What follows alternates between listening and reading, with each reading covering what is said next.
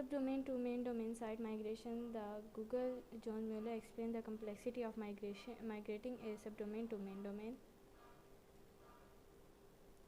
Google's John Mueller was asked about migrating a subdomain to the main domain. His answer explained why this kind of site migration can be difficult to do. He explained what to look for in order to increase chances of success. Moving from subdomain to main domain. The person asking the question shared the background information that the subdomain of the site has been around for decades. She explained that it is the most important part of the site. Because that section of the site is so important, she was concerned about avoiding any negative impact from migrating the subdomain content to a new location with the main domain. She also mentioned that the topic of subdomain was politics and daily life issues like public health policy. John Mueller's answer focused on what to watch out for in general about moving from a subdomain to the main domain. However, the last part of his answer consists of the additional advice related to the Google News side of publishing. Subdomain migration, hard to know exact outcome. John Mueller paused for a moment to think about his answer. His thoughtful pause gave the impression that the answer was complex and that he was taking a moment to organization how to best answer the question. John Mueller paused to think about his answer.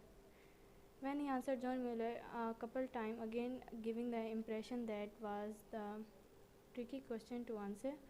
The reason may have been because the main point of his answer was that the outcome of subdomain to the main domain migration is more uncertain than one-to-one site migration from one domain to another domain.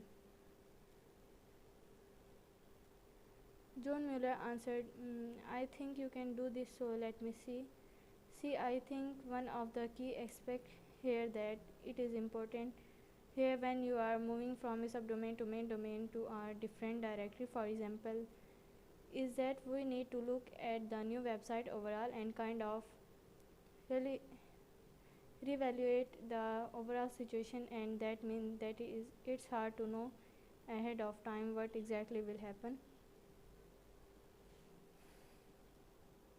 I think it's important to underline that the issue with the subdomain to the main domain migration is that according to John, it could trigger a reevaluation of what is now, according to Mueller, a new website. Whereas is one-to-one site migration, there is no need to reevaluate the entire site because the site remains the same. Subdomain migration is hard to know exactly. Mueller continued his answer affirming that the outcome of subdomain to main domain migration can be hard to know exactly, and it's something where you can use your knowledge and your experience to figure out a little bit what possible could happen, but it's hard to know that exactly because if you move from one domain to a different domain, then it's easy for our system to say take everything here and just copy it over here. But if you move from subdomain to main domain, you are essentially merging different parts of the website, and that final outcome that you will have depend